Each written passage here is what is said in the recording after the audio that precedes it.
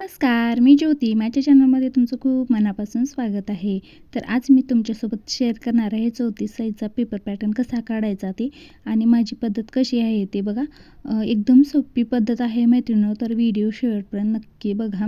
सावकाश पद्धतीने आणि खूप सविस्तर माहितीमध्ये तुम्हाला सांगितलेलं आहे, तर नक्की व्हिडिओ शेवटपर्यंत बघा. तर बघा इथे मी उंची टाकत आहे, म्हणजे पांढरा पेपर घेतलेला आहे तुम्हाला दिसावं म्हणून आणि तो मी डबल फोल्ड करून घेतलेला आहे. आता इथे ब्लाऊजवरून मी उंची मोजून घेतलेली आहे, तर ती आहे 13 इंच. तर मी त्यामध्ये 1 इंच प्लस करून 14 इंचावरती टिक करून घेतलेली आहे. आणि मग नंतर बघा शोल्डर घेतलेला आहे 5.25चा आणि जो मोंढा आहे तो इथे मी घेतलेला आहे 5.25 इंचाचा. तर बघा 34चा चौथा भाग 8.5 येतो, तर 8.5 इंचावरती मी टिक करून घेतली आणि मग नंतर शिलाई मार्जिनसाठी 1.5 इंच. तर 1.5 इंच भरपूर होतं, तुम्हाला 2 इंच जर जास्त शिलाई मार्जिन ठेवायची असेल तर 2 इंच ठेवू शकता. तर जितकी घडी आली आहे तितकीच खालच्या साईडने पण मी मोजून घेतली आणि मग असा बॉक्स तयार करून घेतलेला आहे बघा.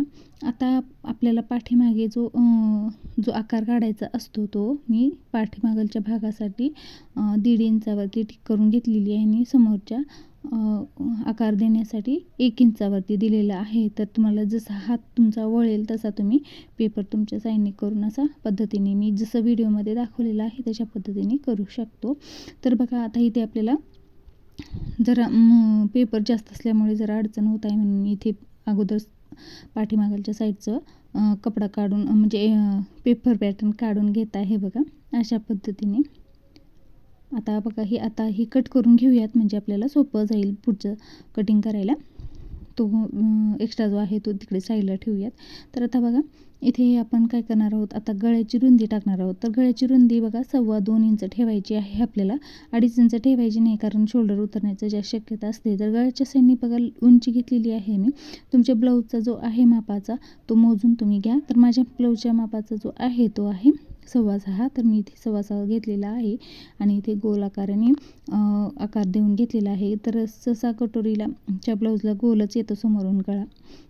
तर बघा आता खालच्या साईडने जे आहे ते आपण इथे 2.25 इंचावरती मी इथे टिक करून घेतलेली आहे, जे की आपल्याला क्रॉसपट्टी काढायची आहे. तर इथे मी सरळ रेषेमध्ये 2.25 इंचावरती टिक करून घेऊन रेष आखून घेतलेली आहे बघा व्हिडिओमध्ये दाखवल्याप्रमाणे.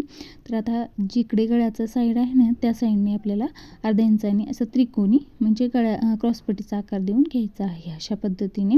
तर आता बघा कटोरी काढायची आहे, तर त्याचा मध्य काढायचा आहे पूर्ण घडीचा आणि जो मध्य आले आहे तिथे टिक करून त्याच साईडने बघा अशी उभी पण रेष आखून घ्यायची आणि गळ्याच्या साईडने आपल्याला 1.5 इंचाने टिक करून अशा त्रिकोणी आपली अशी तिरकस काढून घ्यायची आहे रेष. म्हणजे जी कटोरी आहे ना त्याचा खूप छान गोल आकाराने आकार येतो. कटोरीचा आकार काढण्यासाठी खूप सोपी पद्धत आहे नवीन मैत्रिणींसाठी तर खूप छान आहे. म्हणजे ज्यांना आकार देता येत नाही ना कटोरीचा, या पद्धतीने तुम्ही काढलात ना तर मग खूप छान गोल एकदम गोल आपली कटोरी येते. तर आता हे जे आपण आखून घेतलेलं आहे सगळे पार्ट हे आपण इथे कट करून घेत आहोत. तर बघा कट करून घेतल्यानंतर मग आता इथे जे मागचा कट करून घेतलेला आहे अगोदर, आता नंतर आपण पुढच्या मोंड्याचा कट करून घेत आहोत. तर पुढच्या मोंड्याचा आकार हे आठवणीने कट करून घ्यायचा आहे, कारण जर आपण केलं नाही तर मग मोठ्या मोंड्यामध्ये चुने येण्याची जास्त शक्यता असते. त्याच्यासाठी अगोदर कट करून घ्यायचं आहे.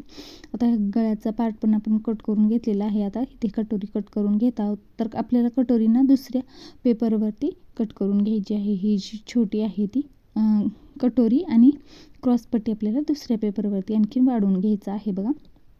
तर इथे वाढवून घेऊयात. आता कटोरी सुरुवातीला जशास तशी ठेवून घ्यायची आहे आपल्याला आणि मग नंतर आखून घ्यायची आहे पेननी. मी असं व्हिडिओमध्ये दाखवल्याप्रमाणे करायचं आहे. तर नवीन जे मैत्रिणी आहेत ना, कधी कधी ना समजत नाही त्यांना, एकदा दोनदा तुम्ही व्हिडिओ पहा आणि मग नंतर प्रॅक्टिस करून बघा, तुम्हाला नक्की जमेल पेपर पॅटर्न काढायला. तर बघा या साईडने 1.5 आणि या साईडने 1.5 इंच मी वाढवून घेतलेली आहे कटोरी खालच्या साईडने आणि तो जो आहे त्याचा माप बघून मध्ये काढलेला आहे आणि खालच्या साईडने मी घेतलेला आहे 1.5 इंच. तर आता हे तिन्ही पॉईंट खालचे जे आहेत ना ते आपल्याला असे जुळवून घ्यायचे आहेत बघा व्हिडिओमध्ये दाखवल्याप्रमाणे. आणि नंतर गळ्याच्या साईडने आणि शिलाई मार्जिंग म्हणजे साईड पीठ पाडला जो जोडतो आपण त्या साईडने आपल्याला अशा अर्धा इंचावरती असं वाढून घ्यायचं आहे अशा पद्धतीने. तर बघा एकदम गोल आकाराची आपली कटोरी आलेली आहे, एकदम गोल. आणि जी कोणाकोणाची ना असं घातल्यानंतर वरती गळ्याच्या पार वरती दिसते, साडी घातल्यानंतर पण कटोरीचा असं आकार दिसतो, असं ते दिसत नाही. आपली एकदम खालच्या साईडने येते आणि गोल एकदम गोल आकारामध्ये बसते आपली कटोरी. तर बघा इथे टक्स टाकल्यानंतर बघा किती छान तुम्हाला गोल आकारात दाखवत आहे. हे बघा अशा पद्धतीने अशी जी साईड जो वरचा गळ्याचा भाग असतो ना तिथे दिसत नाही, वरती कटोरी जरा खालती येते. अशा पद्धतीने जर आपण कटिंग केली तर आता आपण दुसऱ्या पेपरवरती क्रॉसपट्टी वाढवून घेणार आहोत. तर क्रॉसपट्टी खालच्या साईडने आपल्याला फक्त अर्धा इंचाने वाढवून घ्यायचं आहे. का तर खालच्या साईडने जर आपण वाढवलं नाही तर मग आपल्याला पुढच्या साईडला क्रॉसपट्टी म्हणजे उंची कमी पडेल त्यासाठी. तर आपल्याला अशा प्रकारे खालच्या साईडने अर्धा इंचाने वाढवून घ्यायचं आहे. आणि जशीच तशी ती जी छोटी आहे ना क्रॉसपट्टी ती त्यावरती ठेवून आखून घ्यायचं आहे आणि कट करून घ्यायचं आहे. खूप सोपी पद्धत आहे मैत्रिणी, तुम्ही पण नक्की ट्राय करून बघा. ही पद्धत तुम्हाला पण तुमच्या लक्षात बसायसारखी आहे डोक्यामध्ये. ही कटोरी पेपर पॅटर्न काढण्याची सोपी पद्धत आहे. तर आता बघा ही आपण बाही कटिंग करूयात लगेच. तर बघा बाही खूप छोटी आहे, तर बाहीला पण मी डबल फोल्ड करून घेतलेला आहे पेपर. आता बघा बाहीला मोजून घेऊयात मापाच्या ब्लाऊजला. तर 5.5 इंचाची तयार आहे. तर त्यामध्ये 1 इंच प्लस करून आपल्याला 5.6 वरती टिक करून घ्यायचा आहे. तर आता बघा जो 5.6 वरती टिक करून घेतलेला आहे आणि आता जो 8.5 इंच जो चौथा भाग आहे 34चा त्याच्यापेक्षा आणखीन एक अर्धा इंचाने मी जास्त वाढवून घेतलेला आहे. आणि तिथून बघा कॅप हाईट घेतलेला आहे 3 इंच. आणि जो कॅप हाईट घेतलेला आहे तिथे एक 3 इंचावरती जो आहे ना तिथे आतमध्ये असं रेष आखून घेतलेली आहे, तुम्ही व्हिडिओमध्ये बघितले असेल. आता इथे बघा दंडघेर टाकायचा आहे. दंडघेर आहे 5.6चा. तर दंडघेर टाकलेला आहे. आणि आता जिथे आपण रेष आखून घेतलेली आहे ना तिथे आपल्याला टाकायचं आहे 5.7 इंच. फक्त 1 इंच वाढवून घ्यायचं आहे तिथं.